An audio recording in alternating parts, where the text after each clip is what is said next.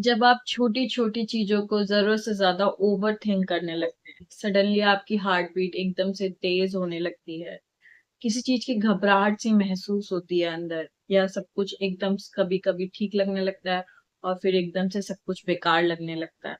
सब कुछ अच्छा लिखते हुए भी सब कुछ अंदर से अच्छा नहीं लगने की फीलिंग, इस फीलिंग को कह सकते हैं, या इन साइन एंड सिम्टम्स को कह सकते हैं एंजाइटी डिसऑर्डर। जी हाँ, और आप अकेले नहीं हैं। अकॉर्डिंग टू WHO, इंडिया में हाईएस्ट एंजाइटी के केसेस पाए जाते हैं, और ये केसेस बच्चों से लेके बूढ़ों तक सभी कैटेगरी में पाए जाते हैं। मैं लाई हूँ आपके लिए आज यह वीडियो ताकि आप जान सके अपने एंजाइटी के बारे में, अपने एंजाइटी डिसऑर्डर के बारे में, क्या क्या साइन एंड सिम्टम्स होते हैं, क्या क्या कारण होते हैं, कौन कौन से कॉजेज ऐसे होते हैं जिससे हम पहचान सकते हैं कि एंजाइटी है या नहीं है, क्या क्या डाइट सॉल्यूशंस हो सकते हैं, क्या क्या नेचुरल सॉल्यूशंस हो सकते हैं, और कौन कौन सी ऐसी चीजें हैं जो हमें अवॉइड करनी चाहिए ताकि हम एंजाइटी डिसऑर्डर से बच सकें। जी हाँ, तो इस वीडियो को ज्यादा से ज्यादा शेयर करें ताकि आप केयर कर सके अपने लव्ड वन की एक हेल्दी लाइफ जीने में। तो अगर आप मेरे चैनल लाइफस्टाइल विद अनामिका पर नए हैं तो जल्दी से सब्सक्राइब कर लीजिए ताकि न्यू न्यू इन्फॉर्मेशन हर हफ्ते आपको सबसे पहले मिल सके। Welcome to dietitian Anamika, your health coach. और आज मैं सबसे पहले बात करती हूँ एंजाइटी क्या होता है।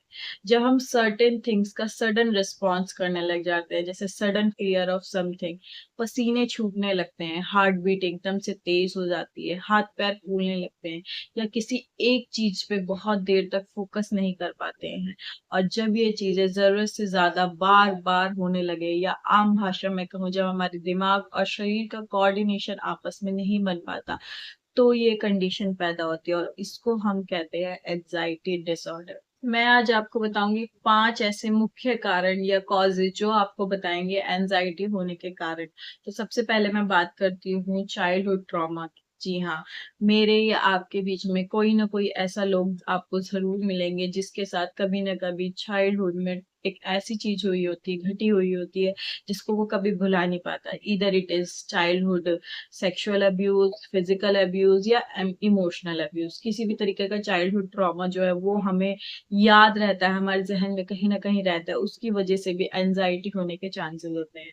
दूसरा है लाइफ चेंजिंग इवेंट, एक कुछ ऐसी चीजें जो हमारी हर किसी की लाइफ में कभी ना कभी घटित होती है, एंड उसकी वजह से हम उस चीज को भुला नहीं पाते। जैसे कि किसी रिलेशन का टूट जाना, किसी जॉब का छूट जाना, या फिर किसी ऐसे की मृत्यु जो हमें बहुत ही प्यारा हो, है ना, लाइफ चेंजिंग इवेंट जिसे हमें बोलते हैं। तीसरी अगर मैं बात करूं जेनेटिक कंडीशंस की, जेनेटिक डिसऑर्डर्स की, जैसे कि अगर माता पिता या फैमिली में किसी को पहले एंजाइटी डिसऑर्डर था तो भी आपके आने के चांसेस होते हैं। या माँ जिस टाइम गर्भवती होती है उस टाइम अगर आपके माँ में एंजाइटी डिसऑर्डर है और आप उसकी दवाइयां नहीं ले रहे हैं, या आप डॉक्टर से नहीं बात कर रहे हैं उस बारे में, तो भी वो उसके शिशु में आने के पूरे पूरे चांसेस होते हैं। फोर्थ है पर्सनालिटी ट्रेट। पर्सनालिटी ट्रेट में क्या होता है, अगर आप बहुत ज्यादा शाय किस्म के इंसान है या नर्वस किस्म के इंसान है, तो it is tendency to be more sensitive और रिएक्टिव टुवर्ड्स स्ट्रेस। तो ये चांस भी हो जाता है आपकी एक एंजाइटी क्रिएट करने। फिफ्थ वन है कोई भी ऐसी मेंटल हेल्थ कंडीशन जो आप में रही हो, उसकी वजह से भी एंजाइटी होना एक कारण बन सकता है। जैसे कि डिप्रेशन में भी एंजाइटी होने के बहुत ज्यादा चांसेस होते हैं। 5 साइन एंड सिम्टम जिससे आप पहचान सकते हैं कि आपको एंजाइटी इश्यूज हैं या नहीं। तो पहला, जब आपको लगे कि एकदम से आपकी हार्ट बीट जो है वो तेज होने लगी है। दूसरा, जब आपको लगे कि आपको सांस लेने में प्रॉब्लम हो रही है, जिसको हम शॉर्टनिंग ऑफ ब्रेथ भी बोलते हैं। तीसरा, जब आपको लगे कि मुझे बहुत ज्यादा एकदम से घबराहट हो रही है, जैसे पैनिक अटैक आने वाला है ना। चौथे की अगर मैं बात करूं, जब आपके पसीने छूटने लगे, heavy sweating, sudden heavy sweating होने लगे। और पांचवा, जब आपको लगे कि मुझे बिना किसी रीजन के एकदम से नौजिया या डायरिया जैसी फीलिंग आ रही है या हो रही है, तो ये भी एक साइन हो सकता है एंजाइटी की। तो ये रहे 5 साइन जो मैंने आपको बताया जो एंजाइटी के डिसऑर्डर में पाए जाते हैं। मैं आपको बताऊंगी 3 ऐसे नेचुरल सॉल्यूशन जो आपको हेल्प करेंगे एंजाइटी रिड्यूस करने में। जी हाँ, पहला है, जब भी आपको लगे कि आपको एंजाइटी के इश्यूज हो रहे हैं, सबसे पहले अपने किसी भी डॉक्टर, फ्रेंड्स या फैमिली मेंबर से ज़रूर बात करें। सेकंड है, अपनी ब्रीथिंग एक्सरसाइज को रेगुलर अपने रूटीन में डालें। तीसरा, वॉक और योगा को डेली अपने रूटीन में शामिल करें।